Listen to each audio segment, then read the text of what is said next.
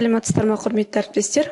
Бүгінгі сіздермен бірге талқылайтын тақырыбымыз өзін-өзі тану рухани адамгершілік білім беру бағдарламасының аясында ұйымдастырылып отырған мәңгілік жалпы адамзаттық құндылықтар өзін-өзі тану рухани адамгершілік білім беру бағдарламасы мазмұнының негізі ретінде деп аталатын тақырып.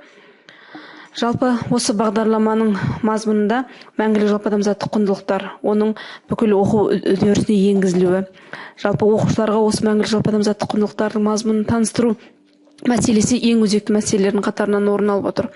Осы тақырыпты қарастыру барысында біз сіздермен бірге мынадай жоспар бойынша жұмыс жасаймыз. Жеке тұлға құндылықтарының иерархиясы, абсолютті жалпы адамзаттық құндылықтар және тұлғаның адамгершілік құрылымы. Жалпы сіздерге осы жерде құндылық дегеніміз не және иерархия деген ұғымды қалай түсінесіздер? Осы жөнінде сұрақ қойғым келіп отыр. Жалпы құндылық дегеніміз ол аксиология ғылымының бір саласы, яғни құндылықтар мен олардың табиғатын зерттейтін философиялық ілім.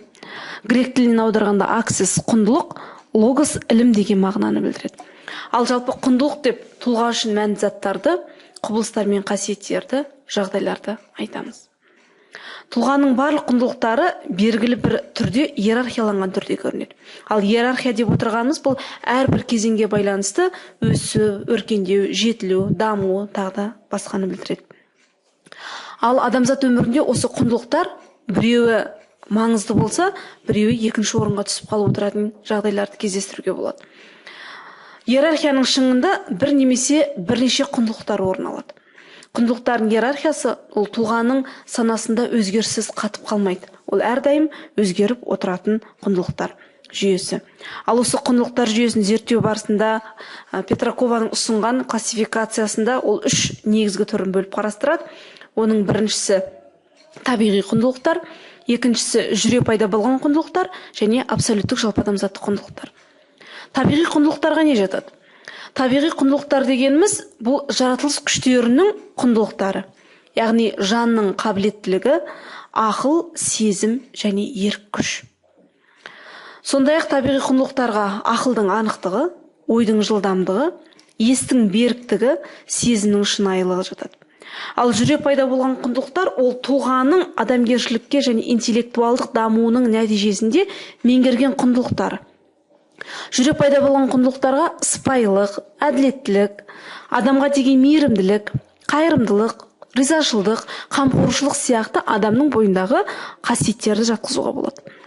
Бір айта кететін жағдай, жүре пайда болған құндылықтар бұл тұлғаның өмірінде, яғни өмір бойында тұлғадан тұлғаға өзгеріп отырады. Яғни бірінен кейін бірі өзгеріп отыратындығын байқауға болады. Ал абсолюттік жалпы адамзаттық құндылықтар бұл уақыт ағымында өзгермейтін, қандай да бір адамдар тобында ғана маңызды емес, барлық адамзат үшін мәнді құндылықтар. Абсолюттік жалпы адамзаттық құндылықтар бұл ақиқат, сүйіспеншілік, дұрыс әрекет, ішкі тыныштық және қиянат жасамау. Абсолюттік жалпы адамзаттық құндылықтар табиғи құндылықтарды және жүре пайда болған құндылықтарды өзіне біріктіреді. Яғни жалпы адамзаттық құндылықтар адамның барлық болмысының негізі болып табылады.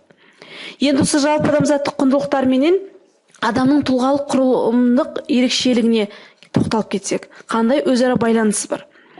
Адам жалпы ішкі үйлесімділікке жету үшін оның ойында, сөзінде және әрекетінде өзара бірлікте үйлесімді дамуы қажет. Және жалпы адамзаттық құндылықтарды ұстануы қажет. Ал бұл тұлғаның келесідей құрылымдық деңгейлеріне сәйкес келеді. Мұнда көрсетіліп отырған бағытпенен қарайтын болсақ, яғни төменнен жоғары қарай жылжып көрейік. Физикалық деңгей адам ол дұрыс әрекет құндылығына. Яғни дұрыс тамақтану, дұрыс салауатты өмір салтын ұстану, дұрыс жүру, дұрыс тұру мағынасында. Эмоционалдық деңгей тыныштық құндылығымен сәйкес келеді. Яғни біз өзіміздің сезімдер деңгейінде қоршаған ортада болып жатқан құбылыстарды қабылдай алуымыз. Яғни оны біз бірдеусін қуанышты сәтте, біреусін мұңайған сәтте қабылдауымыз мүмкін. Бұның барлығы біздің эмоциялық жағдайымыз арқылы көрінеді. Адамгершілік деңгей бұл сүйіспеншілік құндылығы арқылы. Яғни менталды деңгей ой немесе сөз арқылы беріледі. Интеллектуалдық деңгей ақиқат құндылығына сәйкес келеді. Бұл дегеніміз ақыл менен ажырату деңгейі. Яғни дұрыс пен бұрысты, жалған менен шындықты бір-бірінен дұрыс деңгейде ажырата алуымыз. Рухани деңгей ол қиянат жасамау құндылығына сәйкес келеді. Яғни біз рухани деңгейге жеткенде ешқашан, еш уақытта ешкімге қиянат жасамаған болар еді. Енді осы бір ойымызды мына бір сурет арқылы бейнелеп айтып көрсек. Жалпы алдарыңызда өсіп тұрған ағаш бейнесі көрініп тұр. Тамыры ақиқат, сүйіспеншілік ретінде су беріліп отыр, және дұрыс әрекет, ішкі тыныштық, қиянат жасамау. Жалпы кез келген болмыстың бар болуы ол ақиқат. Ал осы бар болмысты сүйіспеншілікпен суару біз қажет. Егер біз ақиқатты сүйіспеншілікпен нәрлендіре білетін болсақ, онда тұлғаның бойында дұрыс әрекеттің пайда болғандығын көреміз. Дұрыс әрекет арқылы тәрбиелей алатындығымызды көреміз. Дұрыс әрекет, сүйіспеншілік, ақиқат құндылығы бар жерде ішкі жан дүниемізде тыныштықтың гүлі бір жарады. Яғни кез келген ағаш гүл жарған кезде ғана өзінің жемісін беретін секілді, біздің ақиқат, сүйіспеншілік, дұрыс әрекет, ішкі тыныштық құндылықтарын өзара үйлесімді болған кезде біз қиянат жасамау құндылығына жетеміз.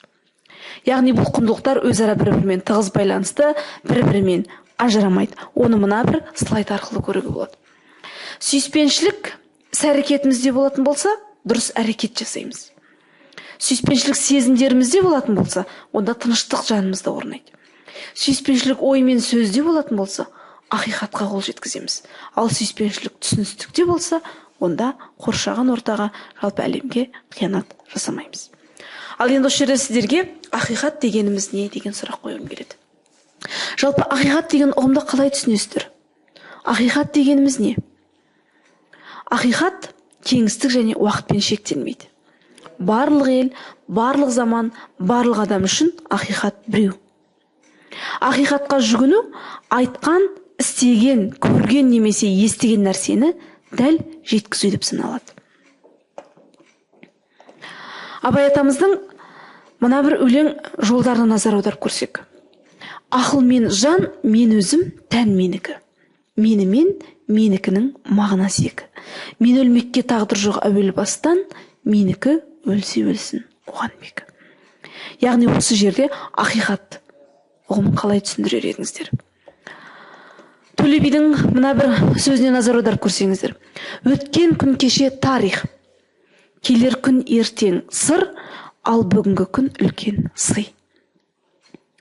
Өткен өмірімізді қайта қалпына келтіру мүмкін емес. Ол біздің өміріміздің беттерінде сақталып жатыр. Келер күн ертең сыр. Дәл қазір осында отырып, алдағы бір сағат уақытта не боларын болжап айту мүмкін емес. Ол бізге болжам. Сондықтан да әрдайым қазіргі және осы сәттің құдіреттілігін мойындауымыз керек. Және соны нақты түсіне білуіміз керек. Және мына бір сұраққа назар аударып көрсеңіздер.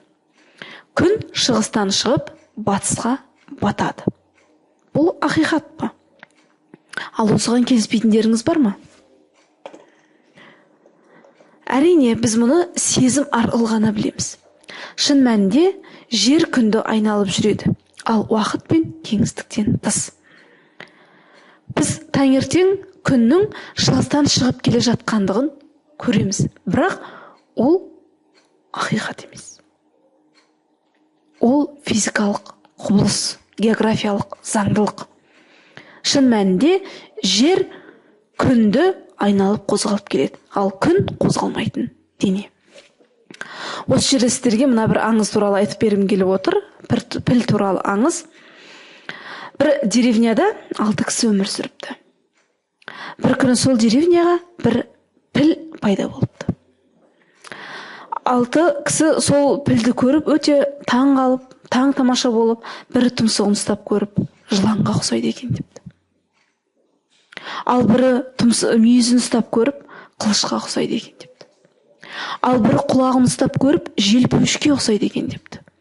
Ал бірі бүкіл денесін көріп, үлкен бір қабырға дуалға ұқсайды екен депті.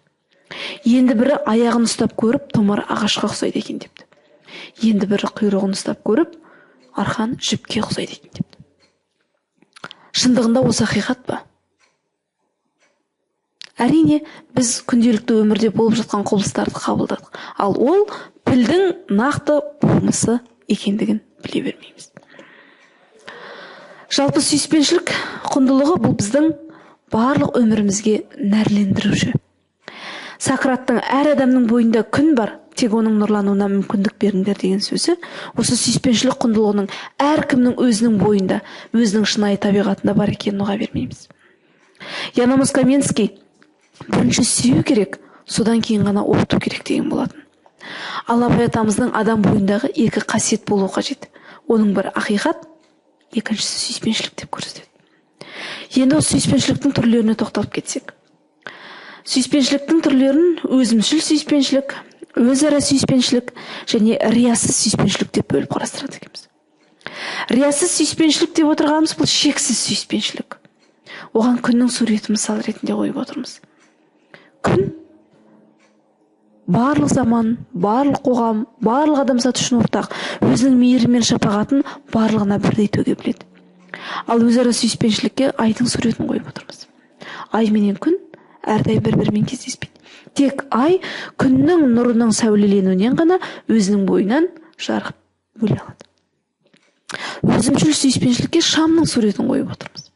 Шам өзінің бойынан жарық бөледі, бірақ жылу бөле алмайды. Және ол жарықты сол бөлменің ішін ғана жарықтандыра алады. Яғни өзінің бойында ғана сол жарықты сақтап, ұстап тұра алады екен. Осы сүйіспеншілік құндылық жерінде Махатма Гандидің айтқан мына бір сөзіне назар аударып көрсеңіздер. Дүниені ұстап тұрған сүйіспеншілік. Сүйіспеншілік бар жерде ғана өмір бар.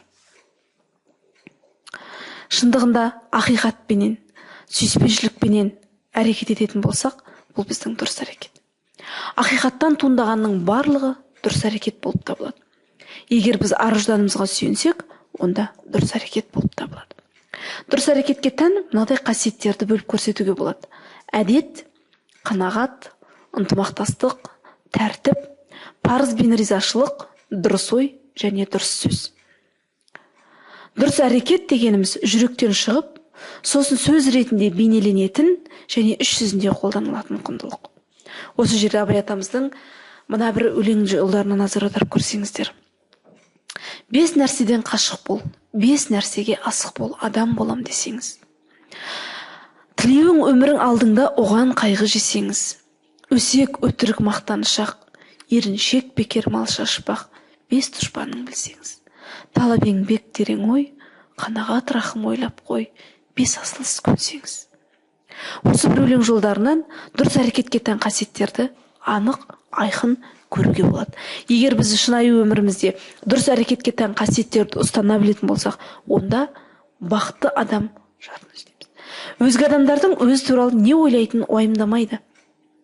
Барлығынан тек жақсылық көруге тырысады. Үнемі кең пейіл және риза болып жүреді.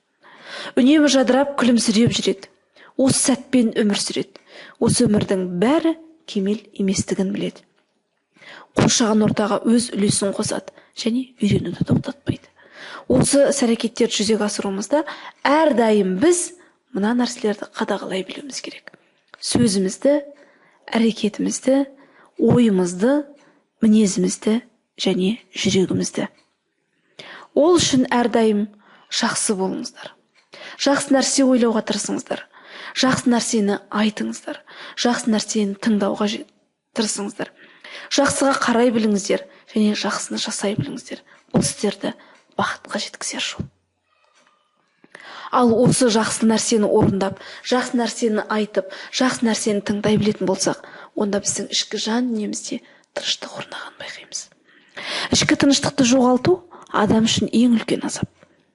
Ешқандай сыртқы күштер адам ішкі тыныштығын бұза алмайды. Тыныштықтан айырылу тек оның өзінің мазасыз ойлары мен іс-әрекеттерінің нәтижесі ғана. Осы жерде сіздерге бір қысқа ғана аңыз әңгімеден үзінді келтіргім келіп отыр. Бір әйел кісі үйінде іс тігіп отырып, инесін жоғалтып алыпты. Бір кезде есік алдына шығып, сол жоғалтқан инесін шөптердің арасынан, тастардың арасынан іздеп жатыр екен. Ол кісі инесін таба алады ма? Әрине жоқ. Өйткені ол кісі инені үйде жоғалтты. Дәл сол сияқты адамзат біз де ішкі жан дүниемізде жоғалтқан тыныштықты сырттан іздейді екенбіз. Яғни адамдар қуаныш пен қанағатты айналадағы заттардан аламыз деп ойлайды екен. Бірақ олардың өздерінде жасырынып жатқан қуаныштың көлеңкесі ғана екенін түсінбейді. Қуаныш пен тыныштық бұл әлем заттарының ажырамайтын бөлігі емес. Қуаныш пен тыныштық бұл біздің ішкі шынайы табиғатымыз. Біреуміз тыныштықты ақшадан іздейміз. Егер ақшаң көп болса, тыныштық болады деп ойлаймыз. Біреуміз саяхаттан іздейміз. Саяхаттап қыдырып, ел аралап, жер кезіп жүрсем, өмірімде тыныштық деп. Ал біріміз жұмыстан іздеуіміз мүмкін. Ал біреуміз отбасыдан.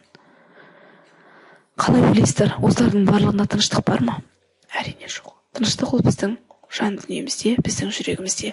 Мына бір суреттерге назар аударып көрсеңіздер, тыныштық буырқанған асау мұхитқа ұқсайды. Ал мұхиттың жан тыныштығы өзінің тереңдігінде. Ал адамның тыныштығы оның жүрегінде. Ойы, сөзі бірлікте болып, ар-жан даусымен сәйкес келген жағдайда ғана біз жан тыныштығына қол жеткіземіз. Енді мына бір сөзге назар аударып көрсеңіздер. Мен тыныштықты қалаймын. Мен және қалаймын деген сөздерді алып тастасақ, онда әрдайым бізбен бірге қалатын тыныштық қана қалады. Мен деп отырғанымыз бұл өзіміздің өзімшілдігіміз. Ал қалаймын деп отырғанымыз біздің тілек, қажеттіліктеріміз. Осы мен қалаймын деген мәселе біздің ішкі жан дүниеміздегі тыныштықты бұзады екен. Ал осы біздің айтып кеткен ақиқат, сүйіспеншілік, дұрыс әрекет, ішкі тыныштық, құндылықтарымыздың өзара бірлікте болуы қиянат жасамауға алып келеді. Қиянат жасамау, яғни басқаларға зиян келтірмей, өмір шын мәнінде барлық төрт құндылықтың жиынтығынан тұрады. Қиянат жасамау ақиқат, сүйіспеншілік, дұрыс әрекет ету және жан тыныштығы құндылықтары бар жерде ғана болады. Біз сияқты жердегі барлық жаратылыс бақытты болуға құқылы. Оларға қандай да бір қиянат жасауға біздің ешқандай құқығымыз жоқ. Махатма Гандидің айтып кеткен мына бір сөзіне назар аударып көрсеңіздер. Қай жерде саған қайшы келетіндей талас туындаса да, сен оған сүйіспеншілікпен жауап қайтар. Қиянат жасамау күші табиғи, материалдық күшке қарағанда анағұрлым шексіз, нәзік және ғажайып дүние. Еліміздің хас батыры Бауыржан Момышұлының айтып кеткен мына бір сөзіне назар аударып көрсеңіздер. Адал жүр, адал тұр. Өтірік айтпа. Біреуге қылдай қиянат жасама. Өтірік мақтану да қиянат. Қиянатпен елді алдап қылмысты болғым келмейді. Елге ер туралы шын айтсам, шынды сыр етіп, шынықтыр айтсам деген ниет ойда бар. Қиянат жасамаудың өзіндік сипаттамалық ерекшеліктері бар. Оның негізі бәрінің бірлікте болуының мәнін жете түсінуде. Қиянат жасамау барлық заттарға сүйіспеншілікпен қарауды қажет етеді. Қиянат жасамау барлық адамгершілік істерді өзіне қосып алады. Қиянат жасамау тек қатыгездік жасамауды ғана білдірмейді, сонымен қатар басқа адамдардың қайғысын жеңілдету үшін де әрекет етеді. Қиянат жасамау шексіз сүйіспеншілікті білдіреді. Ал бүгінгі біздің қоғамда қиянат жасаудың туындау себептері неден орын алып отыр? Бірінші кезекте сүйіспеншіліктің жетіспеуінен. Екінші рухани адамгершілік білімнің жетіспеуінен. Үшінші адамдардың жануарлық тектен шығуы. Өзгеріске реакциясы, арсыз, имансыз әрекетке бару. Енді мына бір суретке назар аударып көрсеңіздер. Сүйіспеншілік, ақиқат, дұрыс әрекет, тыныштық, қиянат жасамау, барлық құндылықтарды жүрегімізге ұялату, ол біздің өзіміздің қолымызда. Осы құндылықтар жүрегімізде болатын болса, әлемде қатыгездікке жол болмас еді. Егер жүрегімізде ақиқат болса, оны сүйіспеншілікпен нәрлендіре білсек, ол біздің парызымыз. Сонда жанымызда тыныштық болады. Әлемде қиянат жасамау орнайды. Міне бүгінгі сабағымыз айтылып кеткен осы мәңгілік жалпы адамзаттық құндылықтарды оқушылардың өзіне түсіндіріп, бұл құндылықтардың өзінің шынайы табиғатында екенін біліп, мәңгілік жалпы адамзаттық құндылықтардың адамзат өміріндегі ең маңызды құндылық екендігін түсіндіре білетін болсақ, өскелең ұрпағымызды рухани адамгершілік бағытта тәрбиелеуде